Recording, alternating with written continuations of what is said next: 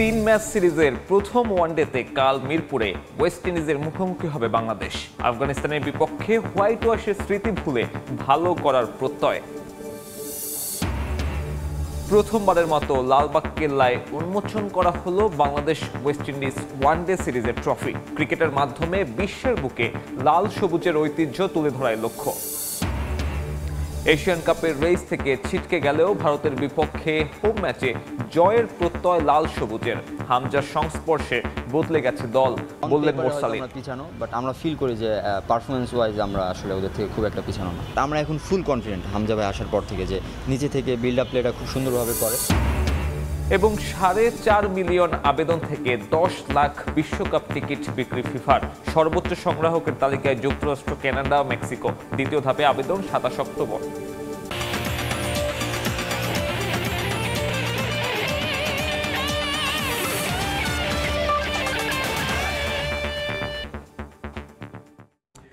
বিশ্বের নানা প্রান্তের খেলাধুলার খবর নিয়ে আমাদের নিয়মিত আয়োজন খেলার সময়, আর এই আয়োজনে আপনাদের সঙ্গে আছি আমি সাব্বির মিথুন। শুরুতে cricket, Bangladesh West Indies one day সিরিজের খবর।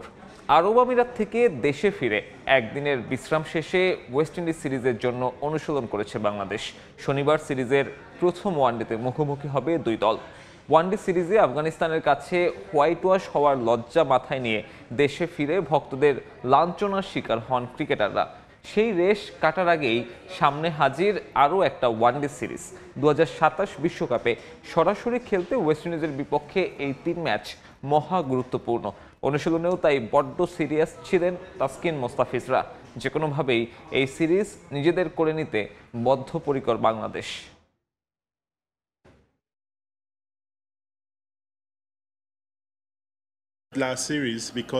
লাস্ট সিরিজটা আমরা জিততে পারিনি। এর আগে শ্রীলঙ্কার বিপক্ষে আমরা ঘরের মাঠে সিরিজ হেরেছি। তবে এই সিরিজে আমাদের ঘুরে দাঁড়ানোর সামর্থ্য আছে। আমরা সেটাই চেষ্টা করব এবং যতটা সম্ভব ভালো ক্রিকেট খেলা যায় সেটাই খেলব। এই মুহূর্তে মিরপুরে আছেন রিপোর্টার তারেক হাসান শিমুল। আমরা সরাসরি যুক্ত হচ্ছি তার সঙ্গে। বাংলাদেশের বাজে পারফরমেন্স তা থেকে ঘুরে দাঁড়ানোই না, আরও একটি কারণেই কিন্তু অনেক বেশি গুরুত্বপূর্ণ এই সিরিজটি। কারণ বাংলাদেশ 2027 সালে যে বিশ্বকাপ খেলবে, ওয়ানডে বিশ্বকাপ, সেই জায়গায় সরাসরি কোয়ালিফাই করার ক্ষেত্রে বড় নিয়ামক হতে পারে এই সিরিজটি। কারণ বাংলাদেশের ওয়ানডে র্যাঙ্কিংয়ে যদি অবস্থান থেকে সেখানে 10 নম্বরে রয়েছে এবং ওয়েস্ট ইন্ডিজ রয়েছে 9 নম্বরে। সেই জায়গায় তাদের রেটিং পয়েন্ট কিন্তু 80 এবং বাংলাদেশের 74। এই জায়গায় পার্থক্যটা গড়ে দিতে পারে এই সিরিজ। বাংলাদেশ যদি 2-1 সিরিজ জিতে কিংবা 3-0 সিরিজ জেতে, সেক্ষেত্রে কিন্তু সরাসরি খেলার ক্ষেত্রে যেই পার্থক্যর জায়গাটা তৈরি হয়েছে বা সংখ্যাটা তৈরি হয়েছে, বাংলাদেশ সরাসরি খেলতে পারবে কিনা বা কোয়ালিফাই খেলতে হবে কিনা, সেই জায়গায় এই সিরিজটা 3-0 জিতলে বাংলাদেশের জন্য পথটা সহজ হবে। তারপরেও আরও অনেক সিরিজ রয়েছে, সেই সিরিজগুলোতে তো ভালো খেলতেই হবে। বেশিরভাগ হোম সিরিজই হচ্ছে হোম সিরিজ, যে কারণে একটা আশার আলো কিন্তু বাংলাদেশের রয়েছে সরাসরি খেলার ক্ষেত্রে।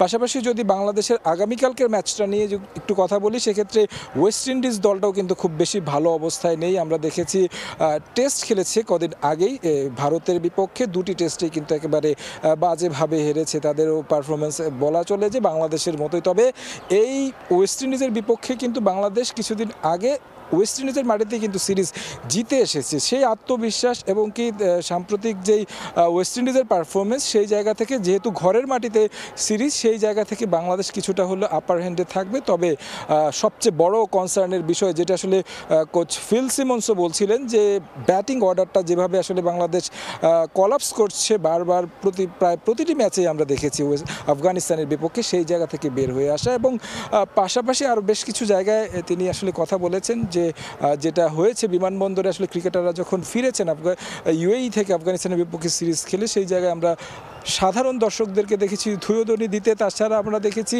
সোশ্যাল মিডিয়াতে বেশ কয়েকজন ক্রিকেটারকে নিয়ে অনেক বেশি সমালোচনা হয়। মানে বলা চলে যে তাদের গায়ের রং বা এই ধরনের অনেক কিছু নিয়ে কথাবার্তা বলা হয়, যেটাকে আসলে কোচ খুব ভালোভাবে নেননি। তিনি বলছেন যে আসলে রেসিজম আসলে কোনোভাবেই কাম্য নয় কোনো ক্রিকেটারকে নিয়ে, সেটা যেই হোক, যারাই বলুক, যেখান থেকেই বলুক, এটা আসলে কখনোই কাম্য নয়। তিনি এমনটা বলছিলেন। পাশাপাশি যদি দলটার কথা বলি, বাংলাদেশ দলে ব্যাক করা হয়েছে সৌম্য সরকার এবং কি মাহিদুল ইসলাম অঙ্কন, যিনি প্রথমবারের মতো যুক্ত হয়েছেন, তাদেরকে নিয়ে মূলত মিডল অর্ডারটাকে শক্তিশালী করার জন্য অঙ্কনকে নিয়ে আসা হয়েছে। টপ অর্ডারে হয়তো আমরা সৌম্য সরকারকে দেখব সাইফ হাসানের সঙ্গে, যেহেতু তানজিদ তামিম কিছুটা অফ ফর্মে রয়েছেন। সেই জায়গা থেকে আসলে বাংলাদেশের সাম্প্রতিক ব্যর্থতা ভুলে আসলে কতটা ঘুরে দাঁড়াতে পারে সেটার জন্য আসলে অপেক্ষা করতে হবে প্রথম ম্যাচ পর্যন্ত। তো আমার কাছে এই ছিল মিরপুর থেকে সবশেষ খবর। সহকর্মী তারেক হাসান শিমুল যুক্ত হয়েছিলেন, জানাচ্ছিলেন ওয়েস্ট ইন্ডিজ সিরিজের আগে বাংলাদেশ দলের সবশেষ খবর। এদিকে ক্রিকেট ট্যুরিজমে নতুন এক অধ্যায় শুরু করলো বিসিবি। ঐতিহাসিক লালবাগ কেল্লায় উন্মোচন করা হলো বাংলাদেশ ওয়েস্ট ইন্ডিজ ওয়ানডে সিরিজের ট্রফি। বাংলাদেশ ট্যুরিজম বোর্ডের সঙ্গে চুক্তি করার পর বিসিবির এটাই প্রথম পদক্ষেপ। এর মাধ্যমে বিশ্ব মঞ্চে বাংলাদেশের ইতিহাস আর ঐতিহ্য তুলে ধরাই লক্ষ্য। এরপর চট্টগ্রামের টি-20 সিরিজ ঘিরেও থাকবে নানা আয়োজন।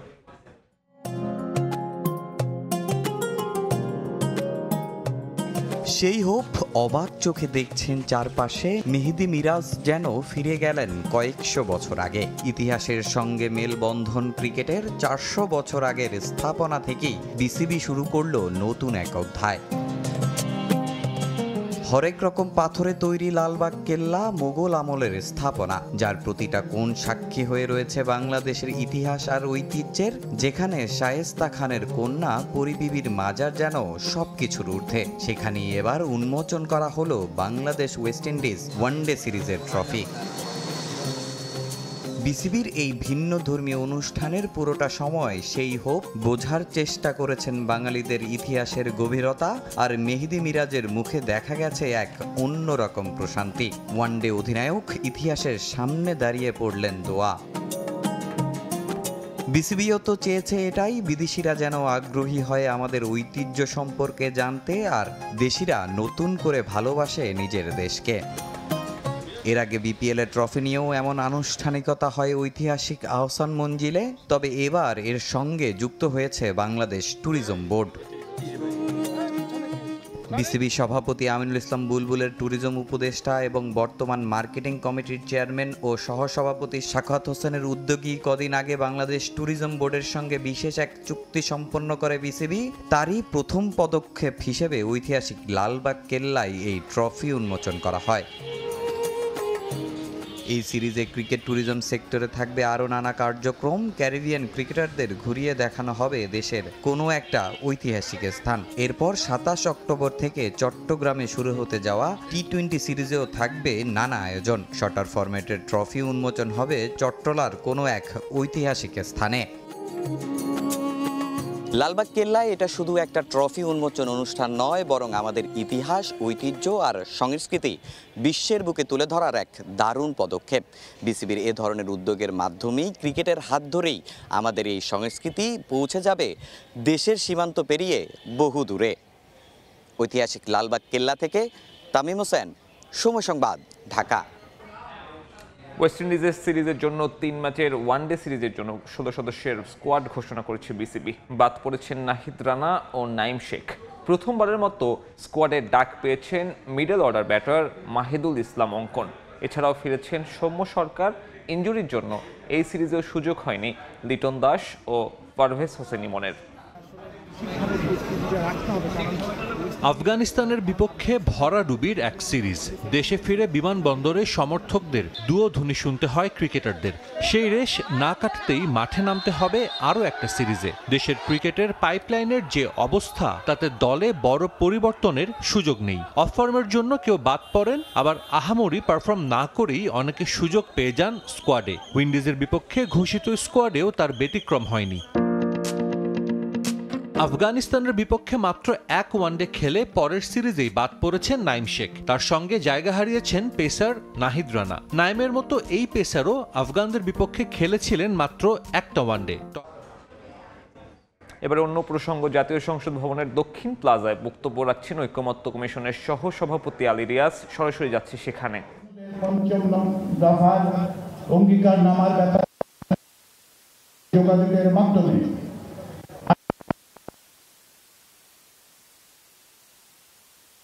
জরুরি সংশোধনগুলো আমরা তৈরি করেছি। আমাদের চূড়ান্ত যে ভাষ্য যেটি সরকারের কাছে ঐক্যমত্য কমিশনের পক্ষ থেকে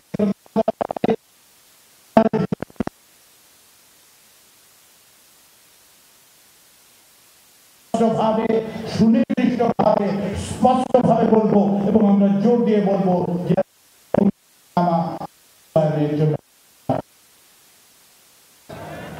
এ বিষয়ে ঐক্যমত্য কমিশন এবং রাজনৈতিক দলগুলোর মধ্যে কোনো মতপার্থক্য নেই।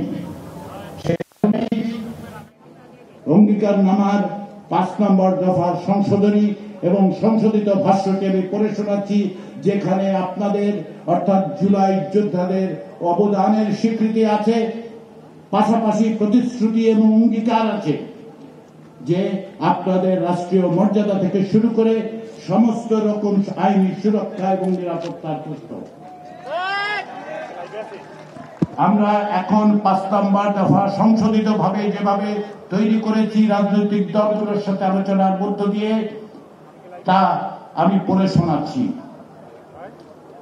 গণ অভ্যুত্থান পূর্ব বাংলাদেশে 16 বছরের আওয়ামী ফ্যাসিবাদ বিরোধী গণতান্ত্রিক সংগ্রামে গুম, খুন ও নির্যাতনের শিকার হওয়া ব্যক্তিদের এবং 2024 সালের জুলাই আগস্ট গণ অভ্যুত্থান কালে ফ্যাসিস্ট আওয়ামী লীগ ও তার সহযোগী আইন শৃঙ্খলা বাহিনীর কতিপয় সদস্যদের দ্বারা সংগঠিত সকল হত্যাকাণ্ডের বিচার, শহীদদের রাষ্ট্রীয় মর্যাদা প্রদান এবং শহীদ পরিবারকে এবং জুলাই আহতদের রাষ্ট্রীয় আহত বীর জুলাই যোদ্ধাদের যথোপযুক্ত সহায়তা প্রদান, যেমন মাসিক ভাতা, সুচিকিৎসা, পুনর্বাসন ব্যবস্থা এবং শহীদ পরিবার ও আহত বীর যোদ্ধাদের আইনগত দায় মুক্তি, মৌলিক অধিকার সুরক্ষা ও নিরাপত্তা নিশ্চিত করব।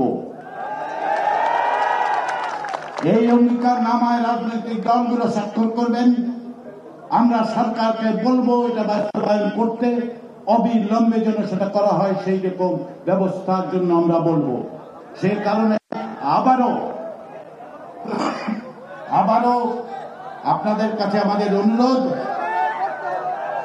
আমরা কমিশন 31 অক্টোবর পর্যন্ত বহাল আছে, এইটি আজকে স্বাক্ষরিত হবে। এর পরেও এটাই শেষ কথা নয়, আমরা আছি। কমিশন সরকার অবশ্যই এই বিষয়ে যে সমস্ত ব্যবস্থা নেবে সেগুলোর দিকে আমরা নজর রাখবো। পাশাপাশি এর পরেও আপনাদের বক্তব্য আমরা পরবর্তী সময়ে অফিস আছে, আমরা আছি, আপনারা আসবেন, আমরা কথা বলবো। এবং আজকের এই পরিস্থিতির কারণে আজকের বিকেলের জাতীয় জুলাই সনদ এই সুস্পষ্ট আপনারা যে দাবি তুলেছেন, শহীদ আহত জুলাই যোদ্ধাদের ভাতা ইত্যাদি আমরা সেটা ব্যবস্থার জন্য বলছি। তার এই পরিপ্রেক্ষিতে আপনাদের প্রতি আমাদের অনুরোধ, আপনারা এই জায়গা থেকে যদি দ্রুত চলে যান এবং পরবর্তী সময়ে আমাদের সাথে যোগাযোগ রক্ষা করেন আজকের অনুষ্ঠান, এবং যাতে করে এই যে সনদ যেখানে আপনাদের কথাগুলো যুক্ত হয়েছে সেগুলি যেন সকলের স্বাক্ষর আমরা নিতে পারি, তাদের প্রতিশ্রুতি এবং অঙ্গীকার নিতে পারি, সেই জন্য সহযোগিতা করে আপনারা আশা করছি আপনারা জায়গাটা ছেড়ে দেবেন। এখনই কিছুক্ষণ পরে নামাজের জন্য বাইরে ব্যবস্থা হচ্ছে, নামাজের সময়ের মধ্যে আপনারা ছেড়ে গেলে আমরা কৃতজ্ঞ থাকবো। সবাইকে ধন্যবাদ, সবার কাছে আমাদের কৃতজ্ঞতা, এবং আমরা আশা করছি যে আজকের সনদের স্বাক্ষরের মধ্যে দিয়ে এটি বাস্তবায়িত হবে। সবাইকে ধন্যবাদ।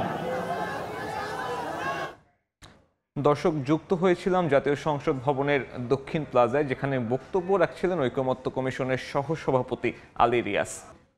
ইনজুরির কারণে লিটন দাস না থাকায় অভিজ্ঞতার বিচারে দলে যুক্ত করা হয়েছে সৌম্য সরকারকে, আর পেসার একজন কমিয়ে মিডল অর্ডারকে শক্তিশালী করতেই নেওয়া হয়েছে মাহিদুল ইসলাম অঙ্কনকে। তিনি ভাবনায় আছেন 2027 বিশ্বকাপেরও, এমনটাই জানিয়েছেন প্রধান নির্বাচক গাজী আশরাফ লিপু। আফগানিস্তানের বিপক্ষে বাজে ব্যাটিং মেনে নিতে পারছেন না তিনি। রাশিদ খান না থাকায় ওয়েস্ট ইন্ডিজের বিপক্ষে জয় পাওয়ার বেশি সুযোগ দেখছেন এই প্রধান নির্বাচক। ওয়ানডেতে বিধ্বস্ত বাংলাদেশ, একের পর এক সিরিজ হার। প্রশ্ন উঠেছে মেহেদী হাসান মিরাজের অধিনায়কত্ব নিয়েও। এরই মাঝে মাঠে নামতে হচ্ছে ওয়েস্ট ইন্ডিজের বিপক্ষে। ঘরের মাঠে 3 ম্যাচের সিরিজ সামনে রেখে 16 সদস্যের দলও ঘোষণা করেছে বিসিবি। তবে নেই খুব বেশি চমক, ঘুরে ফিরে সেই পুরনো নাম। আফগানিস্তানের কাছে 93 রানে অল আউটের লজ্জার পর ক্যারিবিয়ানদের বিপক্ষে ব্যাটিং অর্ডারেই বেশি গুরুত্ব দেওয়া হয়েছে। এক পেসার ও টপ অর্ডার ব্যাটারকে বাদ দিয়ে নেওয়া হয়েছে 2 ব্যাটার। অভিজ্ঞতাই সৌম্যকে আবারও নিয়ে এসেছে দলে। ক্ষোভ প্রকাশ করে স্ট্যাটাস দেওয়ার পরদিনই দল থেকে বাদ নাঈম শেখ। ওপেনিংটা বরাবরই একটু সফল হচ্ছে না, স্পেশালি 50 ওভারের খেলা আমরা চাই যে একটু ডিপে পর্যন্ত যেন কেউ খেলতে পারে। সৌম্য সরকারকে ফেরত নিয়ে এসেছি, তিনি সব অনেক অভিজ্ঞ একজন খেলোয়াড়। গত বছরের শেষে নভেম্বরের দিকে ওয়েস্ট ইন্ডিজের বিপক্ষেই তার ব্যাটিংয়ে যথেষ্ট সফলতা আছে এবং সেই দলটার সঙ্গে আমরা খেলছি। মাহিদুল ইসলাম অঙ্কনকে এনেছি। আমরা 2027-এ নেক্সট বিশ্বকাপটা ওয়ানডে ইন্টারন্যাশনালে বাংলাদেশ খেলবে। তবে প্রধান নির্বাচকও মেনে নিতে পারছেন না টাইগার ব্যাটারদের অসহায় আত্মসমর্পণ। গেল সিরিজ দিয়ে ব্যাটারদের সামর্থ্য স্পষ্টভাবে ফুটে উঠেছে বলেও মনে করেন তিনি। আফগানিস্তানের বিরুদ্ধে আমাদের পারফরমেন্স আমাদের নিকট অতীতের সাফল্যকেও অ্যাবসলিউটলি ব্লাউন করে দিয়েছে। এমন একটা পারফরমেন্স আমরা যারা ক্রিকেট দেখি, ক্রিকেটের সঙ্গে সম্পৃক্ত, ইভেন যারা খেলেছে, আমার মনে হয় কেউই আশা করেনি যে এরকম একটা রেজাল্ট হতে পারে। তবে এটা ঠিক, এটা একদম এক্সপোজড হয়েছে আমাদের দুর্বলতা, আমাদের ব্যাটিংয়ের দুর্বলতাগুলো স্পেশালি ফুটে উঠেছে। সেগুলো আমাদের ডেফিনেটলি যত দ্রুত সম্ভব তা ওভারকাম করতে হবে। ক্যারিবিয়ানদের বিপক্ষে ভালো ফলাফলের প্রত্যাশা বাংলাদেশের। রশিদ খানের মতো দুশ্চিন্তা না থাকা বড় স্বস্তির কারণ বলেও মত তার। আমাদের প্রতিপক্ষ এখন ওয়েস্ট ইন্ডিজ। আমরা আবুধাবি সেই পিচেও খেলছি না, হোমের নিজের মিরপুরের উইকেটে খেলছি এবং প্রতিপক্ষেও রশিদের মতো কিংবা অন্যান্য যে স্পিনার যারা ছিল অত্যন্ত উঁচু মানের, সেরকম স্পিনারদেরও মুখোমুখি করা হতে হচ্ছে না। ওয়ানডেতে ধারাবাহিক বাজে পারফরমেন্স সমালোচনার মুখে ফেলেছে লিপুর নির্বাচক প্যানেলকেও। একই সঙ্গে এই সিরিজ টিম ম্যানেজমেন্টের জন্য অ্যাসিড টেস্ট। তারেক হাসান শিমুল, সময় সংবাদ, ঢাকা। জাতীয় সংসদ ভবন চত্বর থেকে সরিয়ে দেওয়া হয়েছে জুলাই যোদ্ধাদের। এই মুহূর্তে সেখানে আছেন নাজমুস সালেহী, সরাসরি যাচ্ছি তার কাছে। প্লাজা থেকে বের করে দেওয়ার চেষ্টা করছেন জুলাই যোদ্ধা যারা এখানে ঢুকে পড়েছেন তাদের, কিন্তু তারা বলছেন যে তারা এখান থেকে সরবেন না। আপনি দেখছেন যে পুলিশই এখানে সেই প্রক্রিয়া শুরু হয়েছে। পুলিশ ইতিমধ্যে চড়াও হয়েছে এবং তাদেরকে ধরে তাদেরকে এখান থেকে বের করে দেওয়া হচ্ছে। পুলিশের সেই অ্যাকশন আপনারা দেখছেন। এখানে একটু আগেই ঐক্যমত্য কমিশনের যিনি সহসভাপতি আলী রিয়াজ এসেছিলেন এবং আলী রিয়াজ সেখানে এসে বলেছেন যে তাদের সমস্ত দাবি দাওয়া আসলে মেনে নেওয়া হবে। তাদেরকে এখান থেকে সুশৃঙ্খলভাবে চলে যাওয়ার কথা বলা হয়েছে, কিন্তু তারা এখান থেকে তাদের দাবি দাওয়া স্বাক্ষর করে তারা সবকিছু বুঝে নিয়ে তারপরে এখান থেকে যেতে চান, যেই কারণে তারা এখানে থেকে যাবেন বলছেন। এবং তাদেরকে এখন পুলিশ, আপনি দেখছেন জোরপূর্বক পুলিশ তাদেরকে এখান থেকে বের করে দেওয়ার চেষ্টা হচ্ছে এবং জুলাই যোদ্ধাদের সঙ্গে পুলিশের ধস্তাধস্তি এবং আমরা দেখছি পুলিশের সঙ্গে কিন্তু এক প্রকার হাতাহাতি শুরু হয়েছে। অনেকেই যেতে চাচ্ছেন না এবং এখানে একজনকে আমরা দেখছি যে এখানে লাথি দেওয়া হচ্ছে এবং পুলিশ জুলাই যোদ্ধা যারা এখান থেকে বের হতে চাচ্ছেন না তাদেরকে কিন্তু জোরপূর্বক বের করে দেওয়ার চেষ্টা হচ্ছে। আমরা দেখতে পাচ্ছি যে জুলাই যোদ্ধাদেরকে বের করার যে পুলিশি অ্যাকশন সেটা শুরু হয়েছে। অনেকে টেনে হিচড়ে পুলিশ লাঠি চার্জ করে এখান থেকে বের করে দিচ্ছে এবং যারা বের হতে চাচ্ছে না তাদের প্রতি আমরা দেখতে পাচ্ছি পুলিশ চড়াও হয়েছে এবং একটু আগেও ঐক্যমত্য কমিশনের পক্ষ থেকে তাদেরকে বের হয়ে যাওয়ার কথা বলা হচ্ছিল।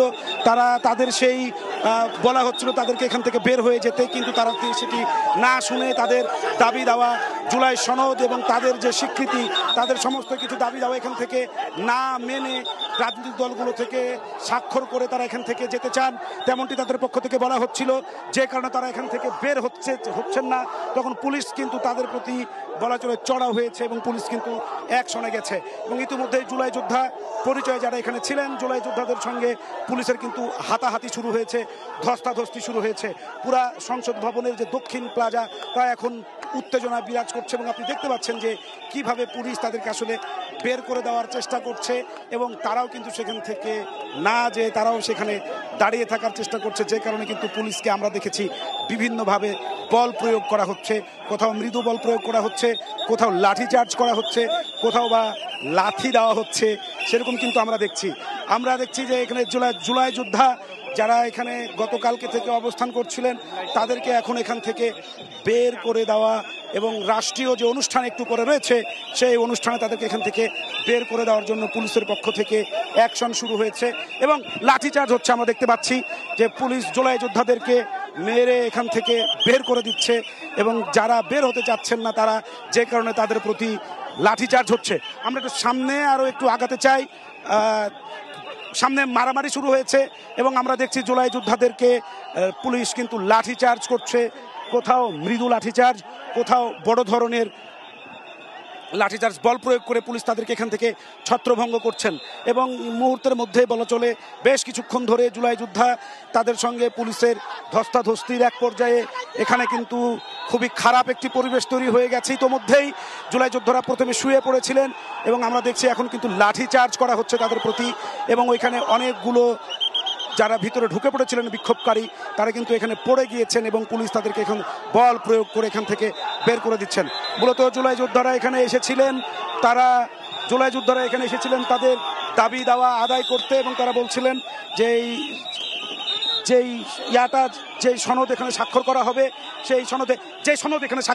সেই সনদে তাদের স্বীকৃতি এবং হচ্ছে তাদের এই যে মর্যাদার ব্যাপারটি তারা বলছিলেন সেটির আসলে তারা আজকে এখান থেকে নিয়েই তারপরে ফিরবেন।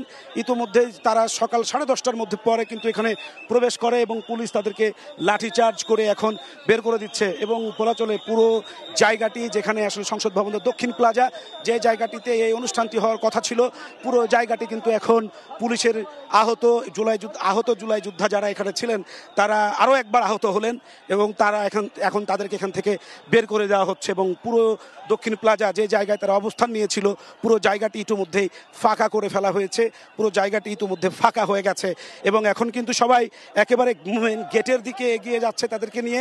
আমরা দেখতে পাচ্ছি একজন জুলাই যোদ্ধা যিনি ভিতরে প্রবেশ করেছিলেন ইতিমধ্যে সে আহত হয়ে গেছে এবং তাকে আসলে তার সহকর্মীরা শূন্যে তুলে টেনে নিয়ে যাচ্ছে এদিকে। এইভাবে কিন্তু জুলাই যোদ্ধাদের অনেককেই আমরা কিন্তু আহত হতে দেখেছি এবং হচ্ছে যে যারা ভিতরে প্রবেশ করেছিলেন প্রথমে ঐকমত্য কমিশনের সহসভাপতি আলী রিয়াজ বলেছেন যে তাদের দাবি দেওয়া সবকিছু তারা মেনে নিয়েছেন এবং সেগুলোকে তারা আসলে যেই সনদ স্বাক্ষরিত হবে সেখানে তারা লিপিবদ্ধ করেছেন। সেই লিপিবদ্ধ করার পর রাজনৈতিক দলগুলোর সঙ্গে আলোচনা করে পরবর্তী পদক্ষেপ এখানে নেওয়া হবে তারা সেই কথা বলছিলেন এবং প্রফেসর আলী রিয়াজ তাদেরকে এখান থেকে বের হয়ে যাওয়ার জন্য অনুরোধ করছিলেন, কিন্তু এখান থেকে জুলাই যোদ্ধারা বের হবেন না বলছিলেন যতক্ষণ না তাদের সাংবিধানিক স্বীকৃতি এবং তাদের যত দাবি দেওয়া তা মানা না হবে তারা বের হবেন না। এরপরে মূলত পুলিশ অ্যাকশনে যায় এবং পুলিশ হচ্ছে যে তাদেরকে এখন বল প্রয়োগ করে জোরপূর্বক বের করে দিচ্ছে। ইতিমধ্যেই বলা যায় যে এই জায়গাটি একটা বিশৃঙ্খল পরিস্থিতিতে পরিণত হয়েছে, পুরো এলাকায় উত্তেজনা বিরাজ করছে। সংসদ ভবনের ন্যাম ভবনের সামনে যেই গেটটি রয়েছে সেই গেট দিয়ে জুলাই যোদ্ধাদেরকে আসলে এখন বের করে দেওয়া হয়েছে এবং জুলাই যোদ্ধারা বাইরে অবস্থান করছেন এবং ভিতরে বাইরে দুদিকে বলা চলে উত্তেজনা বিরাজ করছে এবং জুলাই যোদ্ধাদেরকে এখন বের করে দিয়ে আসা হয়েছে। বের করে দিয়ে আসার পর গেট লাগিয়ে দেওয়া হচ্ছে এবং বলা চলে এটি একটি 5 মিনিটের একটি অভিযান ছিল হয়। সেই জায়গায় প্রথমে পুলিশের পক্ষ থেকে তাদের প্রতি অনুরোধ করা হয়েছে যে দ্রুত যাতে এখান থেকে তারা সরে যায়, কিন্তু তারা না সরে যাওয়ার ফলে এই বিক্ষুব্ধ পরিস্থিতি তৈরি হয়েছে এবং হচ্ছে জুলাই যোদ্ধারা এখন আমরা দেখতে পাচ্ছি যে পুলিশকে লক্ষ্য করে সংসদ ভবনের ন্যাম ভবনের যে গেট রয়েছে সেই গেটের বাইরে থেকে তারা হচ্ছে পুলিশকে লক্ষ্য করে বিভিন্ন ধরনের ইট পাটকেল বোতল ছোড়াছড়ি করছে এবং তারা হচ্ছে যে এখানে একটি বলা চলে এই মুহূর্তে একটি রণক্ষেত্রে পরিণত হয়েছে। জুলাই যোদ্ধা যারা আছেন তারা পুলিশকে লক্ষ্য করে ভিতরে প্রচণ্ড পরিমাণে ইট এবং হচ্ছে যে বাইরে থেকে পানির বোতল লাঠি ইত্যাদি ছুঁড়ে মারছে এবং হচ্ছে পুলিশও আসলে সেই ইট ছুঁড়ে আবার তাদেরকে মারছে এবং একটি ভয়ঙ্কর বিশৃঙ্খল একটি পরিবেশ এখানে ইতিমধ্যে তৈরি হয়েছে। যে সমস্ত জুলাই যোদ্ধারা ভিতরে অবস্থান করছিলেন তাদেরকে বল প্রয়োগ করে বের করে দেওয়ার পর মূলত এখন জুলাই যোদ্ধাদের সঙ্গে পুলিশ বলা চলে সংঘর্ষে জড়িয়েছে এবং পুলিশকে লক্ষ্য করে বাইরে এসে জুলাই যোদ্ধারা যারা তাদের বিভিন্ন দাবিতে এসে এখানে আন্দোলন করছিলেন বসেছিলেন তারা এখন ইট পাটকেল ঢিল ছুটছেন। পরিবেশ বলা চলে এই দক্ষিণ প্লাজার 12 নম্বর গেট অর্থাৎ ন্যাম ভবনের সামনে যে গেট সেটি ইতোমধ্যেই একটি বিশৃঙ্খল পরিবেশে পরিণত হয়েছে। পুলিশ এখন বেশ বড় আকারে আগ্রাসী ভূমিকায় সামনের দিকে এগিয়ে যাচ্ছে এবং এক প্রকার এখানে টান টান উত্তেজনা বলা চলে যে এখানে উভয় পক্ষ কিন্তু এখন সংঘর্ষে জড়িয়েছে। বাইরে থেকে জুলাই যোদ্ধা যারা আছেন তারা পুলিশকে লক্ষ্য করে ইট পাটকেল ছুটছেন। যে জায়গাটিতে তারা অবস্থান নিয়েছিল সেই জায়গাটি এখন পুলিশ ভিতরে ঢুকে গেট থেকে পুলিশ এখন অনেকটা সামনের দিকে এগিয়ে তাদেরকে ছত্রভঙ্গ করে দিচ্ছেন এবং তাদের প্রতি আমরা দেখেছি লাঠিচার্জ হয়েছে, তাদের প্রতি বিভিন্ন ধরনের আঘাত কিন্তু আমরা দেখেছি এবং সকাল 10:30টার পর তারা এই জায়গাটি দখলে নেন এবং তারা ভিতরে ঢুকেছিলেন এবং অতিথিদের জন্য যে আসন ছিল যে চেয়ার ছিল সেই জায়গা তারা দখল করে রেখেছিলেন। পুলিশের পক্ষ থেকে প্রথমে তাদেরকে অনুরোধ করা হয়েছে যাতে তারা জায়গাটি ছেড়ে দেয়, সেই রাষ্ট্রীয় অনুষ্ঠান সঠিক এবং সুন্দরভাবে যাতে সম্পন্ন করতে পারে। সেজন্য এর আগে ঐক্যমত্য কমিশনের সহসভাপতি অধ্যাপক আলী রিয়াজ তিনি এখানে এসেছিলেন এবং তিনি এখানে অবস্থান নেওয়া জুলাই যোদ্ধাদের উদ্দেশ্যে তিনি বক্তব্য রেখেছেন। তিনি বলেছেন যে তাদের যে দাবি দাওয়া তিনি কমিশন সবকিছু মেনে নিয়েছে, কমিশন সেইভাবে সেগুলোকে অন্যান্য যে রাজনৈতিক দল রয়েছে সবার সাথে কথা বলে পরবর্তী সময়ে সেটিকে আসলে বাস্তবায়নের উদ্যোগ নেওয়া হবে। কিন্তু তিনি তাদেরকে আহ্বান জানান এই জায়গাটি ছেড়ে দেওয়ার জন্য, কিন্তু জুলাই যোদ্ধারা যখন ছেড়ে যাচ্ছিলেন না তখন আসলে তাদের প্রতি চড়াও হয় পুলিশ এবং আমরা দেখেছি পুলিশ জুলাই যোদ্ধা যারা আছেন যারা এখানে তাদের বিভিন্ন দাবি নিয়ে আন্দোলন করছিলেন অর্থাৎ অবস্থান করছিলেন তাদের প্রতি পুলিশ চড়াও হয় এবং পুলিশ লাঠি চার্জ করে তাদেরকে এখান থেকে ছত্রভঙ্গ করে দেয়। ইতোমধ্যেই সংসদ ভবন থেকে তাদেরকে বের করে দেওয়া হয়েছে, তারা এখান থেকে বের হয়ে গেছেন এবং সংসদ ভবনের দক্ষিণ প্লাজার ন্যাম ভবনের সামনে 12 নম্বর যে গেট রয়েছে জুলাই যোদ্ধাদের একটা অংশ সেখানেও অবস্থান করছিল, সেই জায়গাটি থেকে তাদেরকেও আসলে সেখান থেকেও বের করে দেওয়া হয়েছে এবং উভয় পক্ষ আসলে আমরা দেখতে পাচ্ছি যে সংঘর্ষে জড়িয়েছিল। ইট পাটকেল নিক্ষেপ থেকে শুরু করে এক প্রকার সংঘর্ষ হয় এখানে এবং জুলাই যোদ্ধারা সেখান থেকে বের হয়ে যেতে বাধ্য হয় পুলিশি অ্যাকশনে। এরপরে এখন আসলে পরিবেশটা এই জায়গাটিতে দক্ষিণ প্লাজার যেই মঞ্চ রয়েছে সেখানে আর যে জুলাই যোদ্ধারা এখন আর নেই, 2-1 এদিকে সেদিকে ছড়িয়ে ছিটিয়ে আছে। তো পুলিশ তাদেরকে আর কোনোভাবেই দাঁড়াতে দেওয়া হবে না কোনো জায়গায়, সেই ঘোষণায় পুলিশ আসলে অটল এবং তাদেরকে আসলে এখন লাঠিচার্জ করে বের করে দেওয়া হচ্ছে।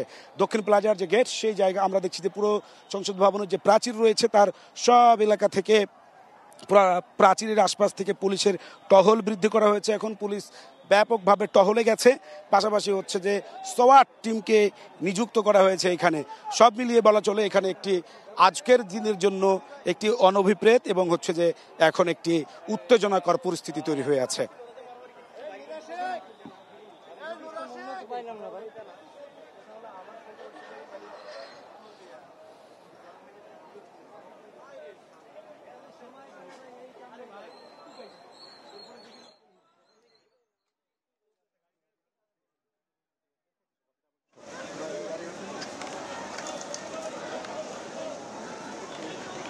বাইরে কোন ইউনিট নাই ভাই? এই মুহূর্তে সংসদ ভবনের বিভিন্ন জায়গায় যে বেষ্টনীগুলো রয়েছে তার সব জায়গায় যে পুলিশের উপস্থিতি আমরা লক্ষ্য করছি। পুলিশ এইখানে অবস্থান নিচ্ছে এবং বাইরে যে জুলাই যোদ্ধারা অবস্থান করছিল দক্ষিণ প্লাজার ন্যাম ভবনের যে গেট 12 নম্বর গেটের সামনে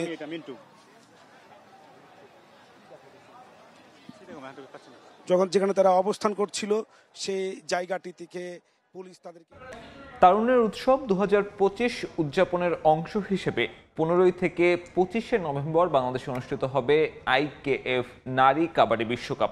এবারের আসরে স্বাগতিক বাংলাদেশ ছাড়াও Argentina, Chinese তাইপে, Germany, Netherlands, Iran, Bharat, Japan, Korea, south Korea, Thailand সহ 14টি দল অংশগ্রহণ নিশ্চিত করেছে।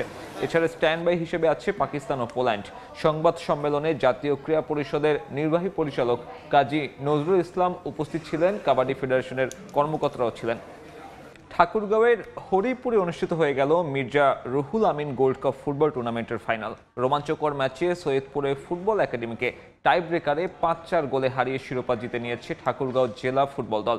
বৃহস্পতিবার বিকেলে হরিপুরের কারবাল মিনি স্টেডিয়ামে ফাইনাল ম্যাচের উদ্বোধন করেন বিএনপি মহাসচিব মির্জা ফখরুল ইসলাম আলমগীর। এ সময় স্থানীয় বিএনপি সহ নানা অঙ্গ সংগঠনের নেতাকর্মীরা ছিলেন উপস্থিত। রোমাঞ্চকর এক খেলা উপহার দেয় দুই দল। টানটান উত্তেজনায় ম্যাচে নির্ধারিত সময়ে গোল করতে পারেনি কেউই। খেলা গড়ায় টাই ব্রেকারে ম্যাচ শেষে বিজয়ীদের হাতে পুরস্কার তুলে দেন উপস্থিত অতিথিরা। বাংলাদেশ আর্মি স্টেডিয়ামে আন্তঃবাহিনী অ্যাথলেটিক্স প্রতিযোগিতার সমাপনী ও পুরস্কার বিতরণ অনুষ্ঠানে অনুষ্ঠিত হয়েছে। সমাপনী অনুষ্ঠানে প্রধান অতিথি হিসেবে উপস্থিত থেকে বিজয়ীদের মাঝে পুরস্কার বিতরণ করেন সশস্ত্র বাহিনী বিভাগের principal staff officer lieutenant general SM Kamrul Hasan. প্রতিযোগিতায় 18টি স্বর্ণপদক পেয়ে প্রথম স্থান অর্জন করেছে বাংলাদেশ সেনাবাহিনী এবং 4টি স্বর্ণপদক পেয়ে দ্বিতীয় বাংলাদেশ নৌবাহিনী। এছাড়াও ব্যক্তিগত নৈপুণ্যের জন্য বাংলাদেশ সেনাবাহিনীর সৈনিক মোহাম্মদ মোশাররফ হোসেন সেরা অ্যাথলেটের পুরস্কার জিতেছেন। অনুষ্ঠানে সেনাবাহিনীর সামরিক সচিব মেজর জেনারেল মোহাম্মদ সাজিদুর রহমান, সেনা ক্রীড়া নিয়ন্ত্রণ বোর্ডের চেয়ারম্যান সহ উপস্থিত ছিলেন সেনা নৌ বিমান বাহিনীর কর্মকর্তারা। গেল 12ই অক্টোবর শুরু হয় এই অ্যাথলেটিক্স প্রতিযোগিতা। এখানে সেনা নৌ বিমান বাহিনীর 156 জন অ্যাথলিট 22টি ইভেন্টে অংশগ্রহণ করেন। এই ছিল খেলার সময়। এরপর দুপুরের সময় সঙ্গে থাকবেন গোলাম রাব্বি। সাব্বির, আপনাকে ধন্যবাদ। দুপুরের সময় নিয়ে আসছি কিছুক্ষণ পর, সঙ্গেই থাকুন সময়।